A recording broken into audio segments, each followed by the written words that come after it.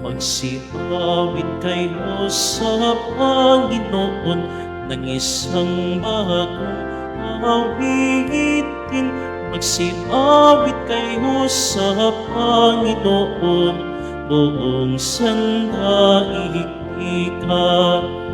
Hawitan ang Panginoon at purihin ang kaniyang ngalan. Ipahayag ang kaniyang pagliligtas sa lahat ng panahon. Magsiawit kayo sa Panginoon ng isang bagong awitin. Magsiawit kayo sa Panginoon, buong sandaigdigan.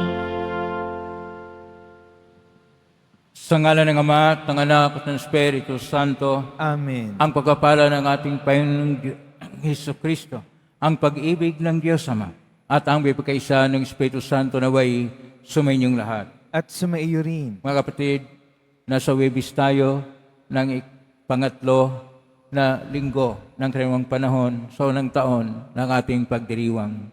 Isama po natin sa misa natin ngayon ang mga intensyon para sa araw ngayon.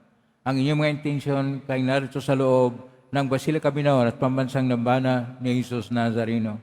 Ang mga intensyon naman nakiisa sa atin sa pitan ng live streaming through Facebook Live, YouTube, X, Instagram, TikTok at iba pang social media dito sa ating bansa at iba't ibang dako ng mundo.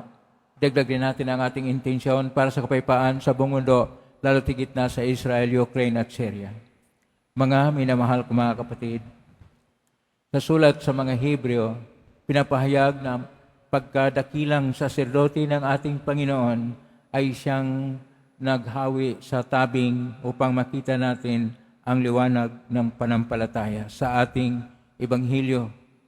Ngayon, ni San Marcos tayo ay tinuturuan ng ating Panginoon na dapat ang lampara na siyang magbigay ng liwanag sa pananalig natin ay siyang ipahayag sapagkat wala pong natatago na lihim kung tayo namumuhay sa pananalig sa Panginoon. Ngunit sa mga sandali na dahil sa ating kahinaan at karupukan bilang tao, tayo nagkasala. Aminin po natin ang ating mga kasalanan upang tayo maging marapat gumanap sa banal na pagdiriwang.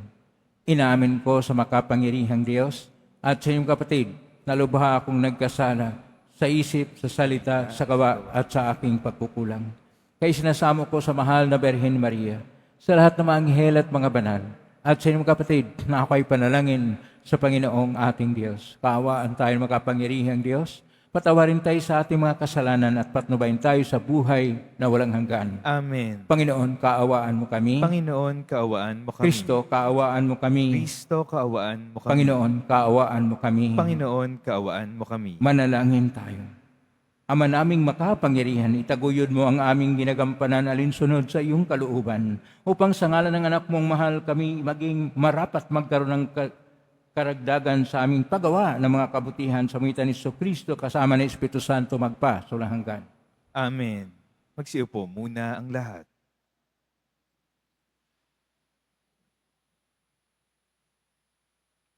Pagbasa mula sa sulat sa mga Hebreo. Kaya nga, mga kapatid, tayo malaya nang makapapasok sa dakong kabanal-banalan dahil sa kamatayan ni Jesus. Binuksan niya para sa atin ang isang bago at buhay na daang naglagos hanggang sa kabila ng tabing. Alalawang bagay ang kanyang katawan. Tayo may dakilang sacerdote na namamahala na sambayanan ng Diyos. Kaya't lumapit tayo sa Diyos na may tapat na kalooban at matibay na pananalig sa Kanya. Lumapit tayong may malinis na budhi sapagkat nilinis na ang ating mga puso at nahugasan na ng dalisay na tubig ang ating mga katawan. Magpakatatag tayo sa ating pag-asa at huwag mag-alinlangan, sapagkat tapat ang nangako sa atin. At sikapin nating mapukaw ang damdamin ng bawat isa sa pag-ibig sa kapwa at sa paggawa ng mabuti. At huwag kaligtaan ang pagdalo sa ating mga pagtitipon gaya ng ginawa ng ilan, kundi palakasin ang loob ng isa't isa, lalo na ngayong nakikita nating nalalapit na ang pagdating ng Panginoon.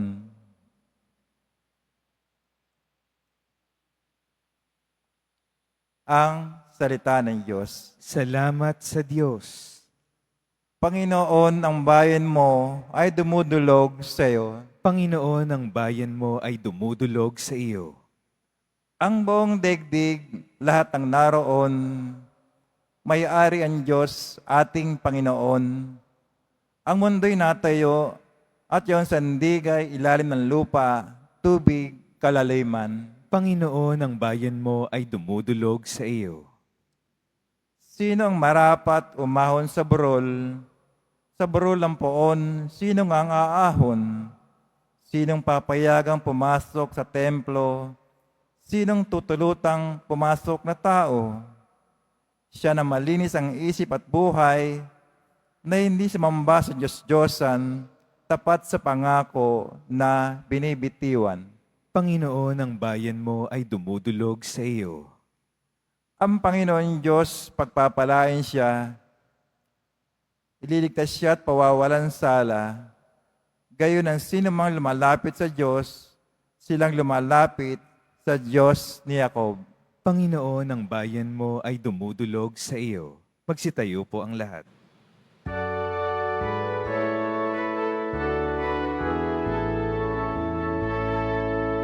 Hallelujah, hallelujah,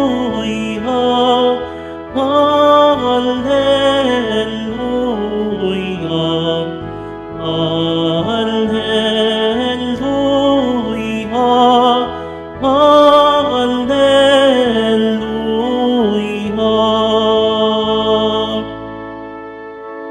Ang salita mo'y liwanag, tanglaw sa aking paglakad, sa paghakbang sa iyong landas. Hallelujah, hallelujah, hallelujah, hallelujah.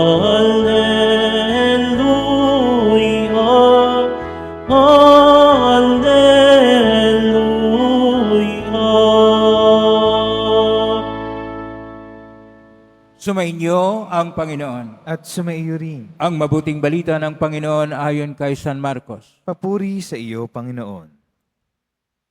Noong panahong yun, sinabi ni Jesus sa mga tao, sinisindihan ba ang ilawan para itago sa ilalim ng takalan o kaya'y sa ilalim ng higaan? Hindi ba upang ilagay sa talagang patungan? Walang natatago na di malalantad at lihim na di mabubunyag. Ang may pandinig ay makinig. At idinugtong pa niya, unawain ninyong mabuti ang inyong naririnig. Ang panukat na ginamit ninyo ay siya ring gagamitin sa inyo ng Diyos at higit pa. Sapagkat ang mayroon ay bibigyan pa, ngunit ang wala, kahit ang kakaunting nasa kanya, ay kukunin pa. Ang mabuting balita ng Panginoon. Pinupuri ka namin, Panginoong Hesukristo. Magsiupo muna ang lahat. Isang mapagpalang araw po sa inyong lahat. Purihin po natin ang ating Pong Isus Nazareno. Nasa Huwebes tayo ng pangatlo na linggo ng kaniwang panahon. At ang atin pong tema sa araw ngayon ay liwanag o ilaw. Sa salitang Hebreo, ang liwanag ay or. At ito ay makita natin sa Biblia na ulit na 267 times na nasali naman dahil ang atin pong ebanghelyo ay orihinal na nakasulat sa Koine Griego na ang ilaw ay phos, nasalin sa Latin ng Lux ni San Jeronimo. At sa atin, light o liwanag o ilaw. Napakahalaga ang liwanag. Kapag gusto nating makita ang mga bagay na kinakailangan, kailangan natin ang liwanag. Nung hindi pa naimbento yung mga ilawan gaya ng sa modernong panahon na mayroon na tayong LED o light emitting diodes, ang mga kinakailangan pa na sindihan ay gumawa ng mga apoy at ano pang mga paraan upang magkailaw. Kaya ang ilaw ay napakahalaga sa tao sapagkat ito yung nagbukas sa kanya sa katotohanan, sa kalagayan, ay siyang magturo sa kanya ng higit pa na siyang magpaunlad hindi lang sa kanyang pagkatao, ng kanyang kabihasnan, ng kanyang sining, at ng kanyang pagiging tao. Kaya noong nasulat sa aklat ng Henesis Kapitulo 1, versikulo 4, sinasabi ng Diyos na nakita ng Diyos na ang nilikha niyang liwanag ay mabuti, kaya kanya pong hinawi, kanya pong kinuha ang liwanag at ang dilim ay nahiwalay. Kaya sa ating unang pagbasa ngayon, ang ating unang pagbasa na mula sa sulat sa mga Hebreo, Kapitulo 10, versikulo 9 hanggang 25, na naliwanagan tayo na sa ating Panginoong Hesukristo, ang ating Poong Jesus Nazareno, ay siya yung nagdala sa atin sa liwanag. Dahil siya na dakilang saserdote, ay kanya pong kinuha yung mga tabing na nagbara o hindi tayo makalapit sa isang dako na makikita natin ang katotohanan at ang liwanag. Pero ang ating Panginoon, dahil sa kanyang liwanag, tayo ay nagkaroon ng kaligtasan. Kaya dumudulog tayo sa Kanya ayon pa sa ating Salmo 23. Dahil sa ating Ebanghelyo, sinasabi sa ating Ebanghelyo ni San Marcos, Kapitulo 4, versikulo 21 hanggang 25, sinasabi ng ating Panginoon na sisindihan ba ang ilawan para itago sa ilalim?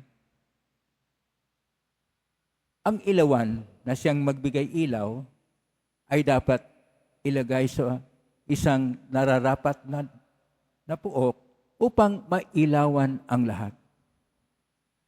At sa ngayon, alam po natin na mayroong dalawang pinakamalakas na kapangyarihan sa universo. Ang kapangyarihan ng liwanag at ang kapangyarihan ng dilim, o tinatawag nila dark matter o black hole o tinatawag na the dark force sa universe. At ang malakas ang ilaw. Kung makita natin, lahat ng mga bituin at ang ating araw ay pinakamaliit na bituin, nagbigay ng ilaw dahil sa fusion ng enerhiya na siyang nagbigay sa atin ng liwanag araw-araw. Pero dumating din ang dilim na siyang nagbigay ng panahon na tayo ay hindi lang magpahinga, maghanap ng paraan kung paano ilawan ang kadiliman sapagkat gusto nating hanapin pa ano ang katotohanan sa buhay, ano ang kabuluhan sa lahat ng ating nakikita. Dahil sinasabi ng ating Panginoon, magbantay tayo, makinig ng mabuti Unawain ng mabuti ang sinasabi niya sapagkat ang panukat na ginagamit natin ay maaring gamitin ng Diyos sa atin. Akala natin, nakuha na natin ang tinuturo ng Panginoon sa Ebanghelyo. Ang akala natin, may sapat na tayong panampalataya sa Kanya. Pero sabi ng ating Panginoon, sapagkat ang mayroon, ibig sabihin mayroong pananalig, ito ay dagdagan pa. Ngunit ang wala, ang akala natin na mayroon tayo, ito ay kukunin pa. Sapagkat ang pananalig sa Diyos na liwanag, sapagkat ang Diyos ay pinakaningning na liwanag na siyang magbigay liwanag na tumatagos sa kaibuturan ng ating pagkatao, ay siyang dapat nating tingnan na ang pananalig sa Kanya, ang pakiisa sa Kanya, ang pagtumatalima at pagsunod sa Kanya, ay siyang magbigay sa atin ng tunay na liwanag. Kaya sinasabi nga ng ating Panginoon sa Ebanghelyo ni San Juan, Kapitulo 8, versikulo 12, Ako ang liwanag ng mundo. Ang ating pong Hesus Nazareno ay siyang liwanag para sa ating lahat. Pagkisabi sa katabi mo, ang Diyos ay liwanag. Ang Diyos ay liwanag, ang ating pong Hesus Nazareno ay liwanag natin. Pero tayo rin, ayon pa sa Ebanghelyo ni San Mateo, ay liwanag sa mundo. Na ibig sabihin, natanggap na natin sa panahon ng binyag ang liwanag ng ating Panginoon. At dahil dito, isabuhay natin ang ating binyag. Ibahagi natin sa iba ang ating pananalig na dahil sa binyag sa pamagitan ng ating aktibo na paglahok sa misyon. At ang misyon natin ngayong taon ng Yubileo 2025 na kalakbay sa pag-asa ay pag-asa na ang Diyos ay siyang magbigay liwanag sa ating mga daan. At atin pong maalaala na itong sa salitang Hebrew, salita ng Panginoon, ay hindi lang po liwanag na sinisindihan. Ito ay liwanag na isang mistikong ugnayan ng Diyos sa atin na dumating siya sa iba't ibang paraan at lalo pa siyang maunawaan sa pamamagitan ng turo ng mga propita, hindi lang sa turo ng mga tradisyon ng kautusan na tinatawag na Torah, bagkos sa nabiim o tradisyon ng mga propita at sa mga karunungan ng mga aklat na tinatawag tradisyon ng Ketubim, hanggang siya mismo ay nagkatawang tao nung binigkas niya at nagkatawang tao ang ating pong Hesus Nazareno. Salamat sa mahal na Birhen Maria upang ituro na siya nga ang liwanag sa mundo at magbibigay liwanag sa atin na tuwing magkaroon tayo ng Easter Sunday Vigil, sinisindihan ang kandila ng Paskal na simbolo ng Panginoong liwanag, na ito naman ay ginagamit natin sa pagsindi ng kandila sa panahon ng ating binyag upang ating makita na dapat tayo'y mamuhay sa liwanag. Huwag po nating itago ang liwanag sapagkat maraming mga ginagawa ang mga taong nasa karimlan. Marami pong piki, marami pong scams. Kapag buksan mo ang cellphone mo ngayon, napakaraming mga humihingi kung ano-ano at mga scams. Marami na pong nabiktima sa mga piki at sa mga scams dahil may umiiral sa kapangyarihan ng dilim o ng karimlan. Kailangan na natin ngayon ang katotohanan. Ano ba talagang katotohanan sa ating kalagayan sa ngayon? Una, kailangan tayong magkaroon ng mga malinaw na paningin sa pamagitan ng ating pagtingin sa mga mata ng tinuturo sa banal na kasulatan o Biblia, na ang turo ng ating Panginoon sa Ebanghelyo ay siyang ating liwanag upang maunawaan natin ang mga pangyayari sa ating kapaligiran. Pangalawa, na kung tayo'y may pananampalataya na, ang ating panampalataya ay magkaroon ng mga mata upang makita natin ang katotohanan at anumang bisyo at kainaan na ating ginagawa, ito'y dapat itigil na natin upang tayo mamuhay sa liwanag ng Diyos at mawaksi ang lahat ng mga iba't ibang bisyo sa mundo, sugal man, paglasing man, droga man, kahalayan at iba pang mga bisyo na ang pinakabisyo ngayon ay ang panahon, doon na lang lagi humahawak ng cellphone at text ng text o naglalaro kung ano ng mga apps at bagong mga laro. Wala ng panahon sa pamilya, wala ng mahalaga na panahon sa sarili, wala na ring panahon para sa Diyos. Kailangan natin na ating isentro ang ating puso sa liwanag ng Diyos upang kung tayo namumuhay sa liwanag ng Diyos, mag-iba ang daan na ating tutunguhin. Tayo'y mapunta sa kalangitan na kaharian ng liwanag. Kaya tama yung sinasabi ng ating Santo Papa, Papa Francisco, na nagpalabas ng encyclical noong 29 ng Hunyo 2013, 2013. At ang kanyang ipinalabas na encyclical ay Lumen Fidei. Lumen, liwanag. Fidei, pananampalataya. Liwanag ng pananampalataya. At sinasabi niya sa number 54, sa encyclical na yon, sinasabi niya, tayo na mayroon ng pananalig na matibay at pinapalalim pa ito sa ating mga tahanan, ay magkaroon tayo ng isang pananalig na magiging ilaw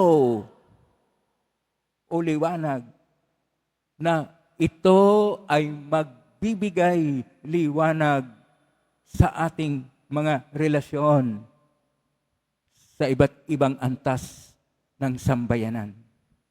Ang ibig sabihin dito, kapag tayo nananalig sa Diyos dahil tayo ay ginagabayan at sinubaybayan at binibigyan ng liwanag ng Ebanghelyo at ng salita ng Diyos, sumunod tayo sa ating Panginoong Diyos, walang problema sa pamilya, walang hidwaan, magkaroon ng habag, awa at pagtanggap at handang magpatawad, mayroong pagmamahalan ng tunay. Wala nang mag-isipan ng diborsyo. Wala nang mag-isipan na basta't magkaroon ng paghiwalay ang mga membro ng pamilya. Kapag ka nagkaisa na ang pamilya at nabuhay na sa liwanag ng Diyos, may matibay tayo na sambayanan. Sambayanan na wala nang kurakot, na kung minsan hindi natin malinaw, ano bang klaseng budget ang ating buhay sa ngayon? Ano bang klaseng pagkatao ang ating isinasabuhay na pagkatao natin ngayon? Ano bang klaseng daan ang ating dinadaanan sa ngayon? Paano ba sundan natin ang ilaw ng Diyos at hindi ang mga nagniningning na mga maliliit na ilawan na patapos sa mundo? Kailangan natin ang ningning ng liwanag na walang hanggan ng ating Poong Hesus Nazareno upang tayo ay mamuhay ng matuwid at mamuhay ayon sa kalooban ng Diyos. Yung gustong mamuhay sa liwanag ng ating Poong Hesus Nazareno, pumalakpak pa ng malakas upang ating makikita na ang Diyos, ang ating Poong Hesus Nazareno, ay siyang magliliwanag sa daan, ay siyang magliliwanag ng ating isipan, ay siyang magliliwanag ng ating mga puso upang siya ay siyang Panginoong liwanag natin sa buhay. Amen? Purihin natin ang Diyos. Magsitayo na po ang lahat.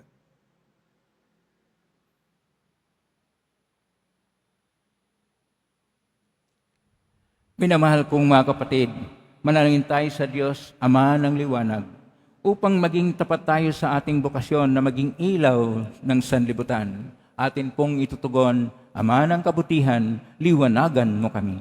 Ama ng kabutihan, liwanagan mo kami. Ang ating simbahan, ang bayan ng Diyos, naway maging dakilang ilaw na nagliliwanag sa kadiliman ng ating mundo. Manalangin tayo. Ama ng kabutihan, liwanagan mo kami. Ang mga pinuno ng daigdig, naway magbigay ng sinag ng pag-asa sa buhay ng mga naghihikahos at nangangailangan. Manalangin tayo. Ama ng kabutihan, liwanagan mo kami. Ang lahat ng mga Kristiyano, naway maging tulad ng ilawan sa tuktok ng bundok upang maging gabay ng mga taong naglalakbay dito sa lupa patungo sa Diyos. Manalangin tayo. Ama ng kabutihan, liwanagan mo kami. Ang mga may sakit, mga matatanda, at mga napabayaan, naway hindi mawala ng pag-asa sa pamamagitan ng liwanag na ipinakikita ng mga nag-aaruga sa kanila. Manalangin tayo. Ama ng kabutihan, liwanagan mo kami. Ang ating mga mahal na yumao, naway tanglawan ng walang hanggang liwanag. Manalangin tayo. Ama ng kabutihan, liwanagan mo kami. Sa ilang sandali na katahimikan, ating ipanalangin ang iba pang mga pangangailangan ng ating pamayanan. Gayon din ang mga intensyon na inialay sa ating misa sa araw na ito at isama rin natin ang ating mga pansariling kahilingan. Manalangin tayo. Ama ng kabutihan, liwanagan mo kami. Ama naming Diyos, bigyan mo kami ng bagong kamulatan at lakas upang italaga namin ang aming sarili sa paglilingkod sa aming mga kapatid, upang ang liwanag mo ang tumanglaw sa lahat. Hiling namin ito, mingitan ni Kristo ang aming Panginoon. Amen.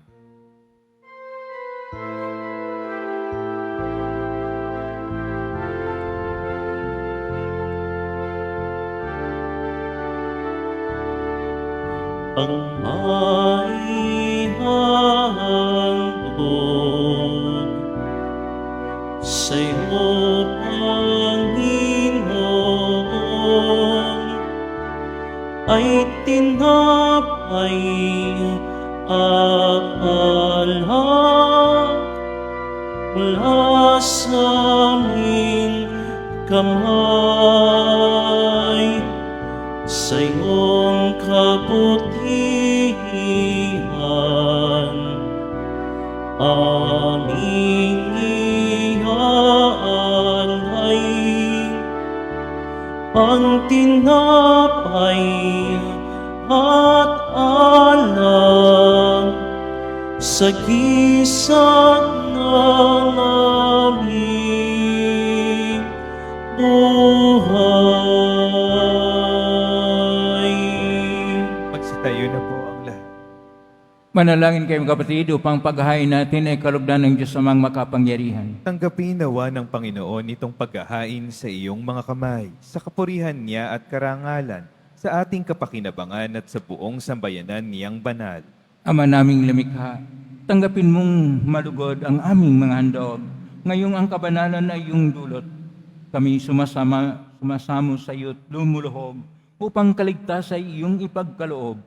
Sa pangitan ni Kristo kasama ng Espiritu Santo magpa sa walang hanggan. Amen. Sumainyo ang Panginoon. At sumaiyo rin. Itaas sa Diyos sa inyong puso at diwa. Itinaas na namin sa Panginoon. Pasalamatan natin ang Panginoong ating Diyos. Marapat na siya ay pasalamatan. Ama namin kapanin tunay nga marapat ni kay aming pasalamatan sa iyong paglingap at ang loob ang tayo ni kamot pinangasiwa sa San Sinukob.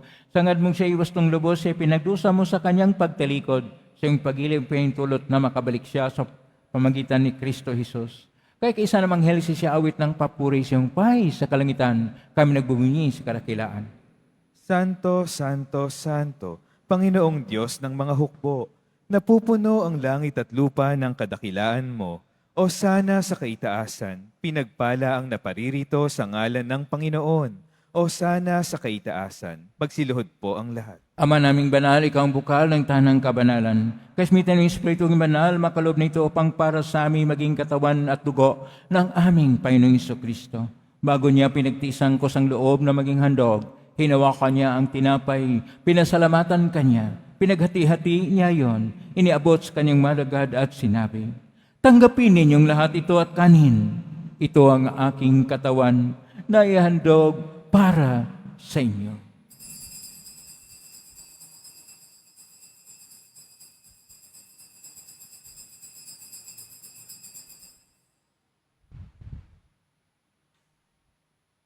Gayunman nung matapos ang hapunan, hinawakan niya ang kalis, muli kanyang pinasalamatan. Inabot niya ang kalis sa kanyang malagad at sinabi, "Tanggapin ninyong lahat ito at inamen. Ito ang kalis ng aking dugo ng bago at walang gangtipan.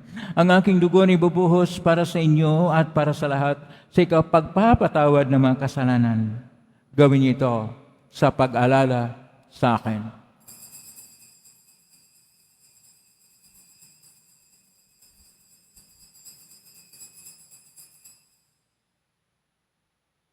Magsitayo na po ang lahat. Ang misteryo ng pananampalataya. Si Kristo'y namatay, si Kristo'y nabuhay, si Kristo'y babalik sa wakas ng panahon. Ama, ginagawa namin ngayon ang pag-alala sa pagkamatay at muling pagkabuhay ng anak kahit naalay namin sa iyo. Ang tinapay na nagbibigay buhay at ang kalis na nagkakaloob ng kaligtasan. Kami nagpapasalamat dahil kami narapat na tumayo sa harap mo para maglingkod sa iyo. Isinasamo namin kaming magsasalo-salo sa katawan at dugo ni Kristo ay mabuklod sa pagkaisa sa pamagitan ng Espiritu Santo. Ang malingapin simbahang laganap sa buong daigdig. Pususin mo kami sa pag-ibig kaisa ni Francisco na aming Papa at ni Jose na aming Obispo at ng Tanang Kaparian. Alalahanin mo rin, kapatid naming nahimlay, may pag-asang sila'y muling mabuhay ganing lahat ng mga pumanaw. Kaawaan mo sila at patuloyin sa iyong kaliwanagan. Kabaninipatin kaming lahat na makasalo siyang buhay na walang wakas, kaisa ng mahal na Birhen Maria na Ina ng Diyos, ng kabiyak ng puso niyang San Jose, kaisa ng mga apostol ni San Juan Bautista, San Roque, ni San Lorenzo Ruiz de Manila, ni San Pedro Calungsod at ng lahat ng mga banal na namuhay dito sa daigdig ng kalugod-lugod sa imay pagdiwang nawa namin ang pagpupuri si karangal mo sa pangitan ng anak na aming Panginoong Hesukristo. Sa pamamagitan ni Kristo, kasama niya at sa Kanya, ang lahat ng parangal at papuri ay sa iyo, Diyos amang makapangyarihan, kasama ng Espiritu Santo, magpasawalang hanggan. Amen. Amen. Amen. Amen.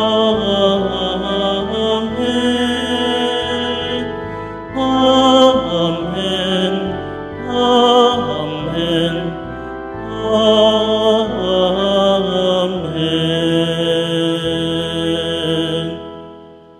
Sa tagubilin magaling na utos, sa turo ni Jesus na Panginoon natin at Diyos, ipahayag natin ang lakas loob. Ama namin, sumasalangit ka, sambahin ang ngalan mo. Mapasa amin ang kaharian mo, sundin ang loob mo dito sa lupa para nang sa langit.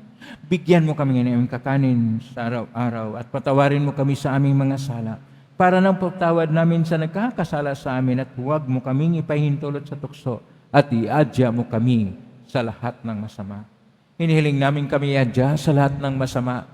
Pagkaluban ng kapayapaan araw-araw, iligtas sa kasalanan at lahat ng kapahamakan, samantalang aming pinanabikan ang dakilang araw ng pagpapahayag ng tagapagligtas naming si Jesucristo. Sapagkat iyo ang kaharian at ang kapangyarihan at ang kapurihan magpakailanman. Amen. Panginoong Jesucristo, sinabi mo si mga apostol, kapayapaan ang iniiwan ko sa inyo, ang aking kapayapaan ay binibigay ko sa inyo. Tunghay ng mga panampalataya at huwag ang aming pagkakasala. Pagkalooban mo kami ng kapayapaan at pagkakaisa yung kalooban kasama ng Espiritu Santo magpa sa walang hanggan. Amen. Ang kapayapaan ng Panginoon ay laging sumainyo. At sumaiyo rin.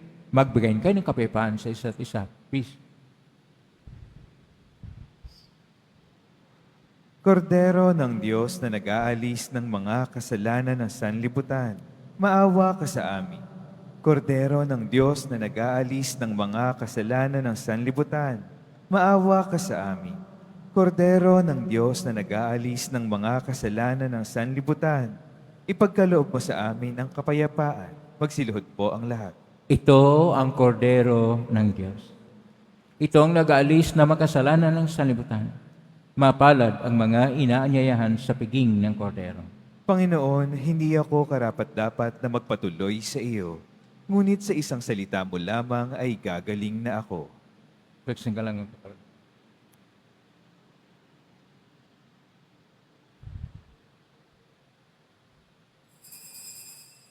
Para sa lahat ng tatanggap ng banal na komunyon, sasagot po tayo ng amen pagkasabi ng pari o ng lay minister ng katawan ni Kristo. Isubo agad sa bibig bago umalis sa harapan ng pari o lay minister. Sumunod po tayo.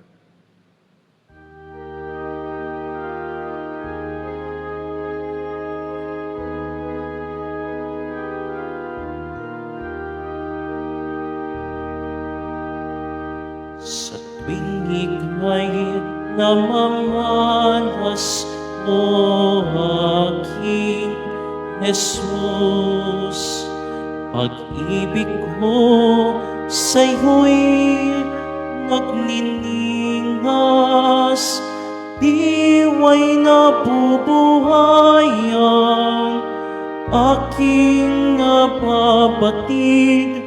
Pag-ibig mong lubos, pagtatangi mo sa akin bilang iyong kaibigan. Pagamat kapisan nito ay iyong panawagan, nalimutin ang sarili't buong layang magdusayaring sakit, anong tamis o kay gaan, pagkat ito'y landas tungo sa iyong kaharian. O Jesus kong minamahal, pagkain ka't inumin ng napapaghal, pagdurusaman ang iyong kalis, kapanatilihan may kubli. Ang aking nais, makapiling ka sa bawat saglit.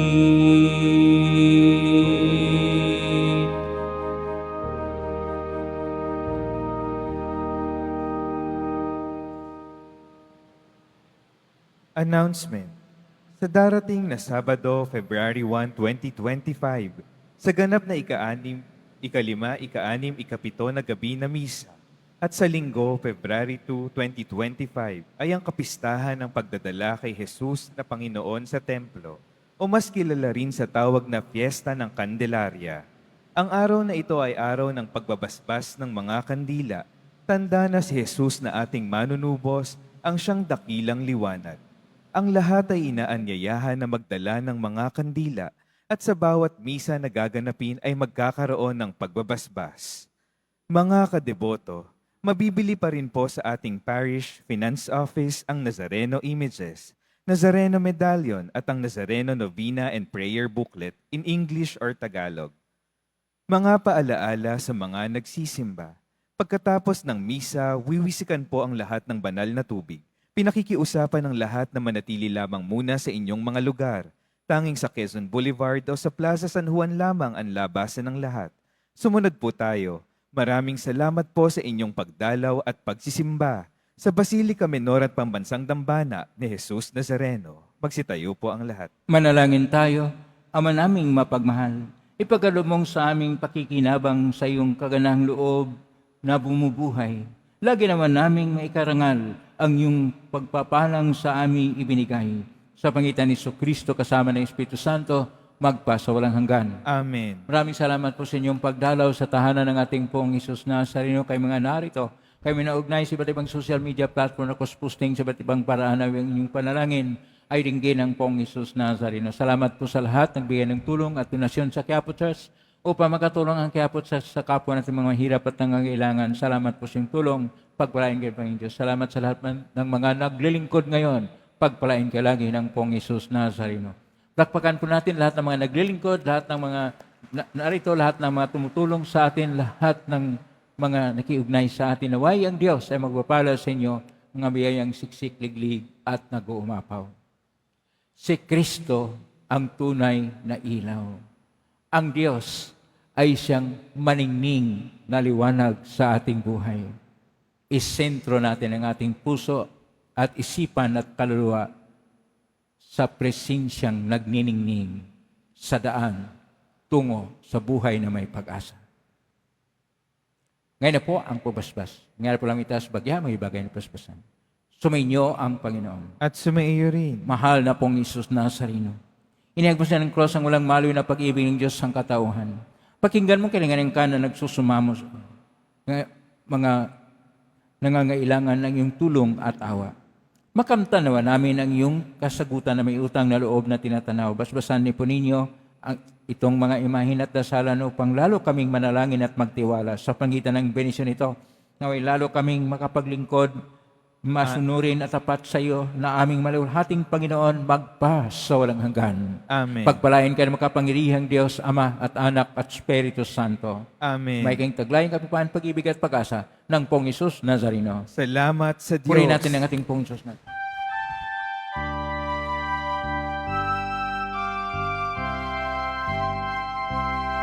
Nuestro Padre Jesús Nazareno, sinasamba ka namin,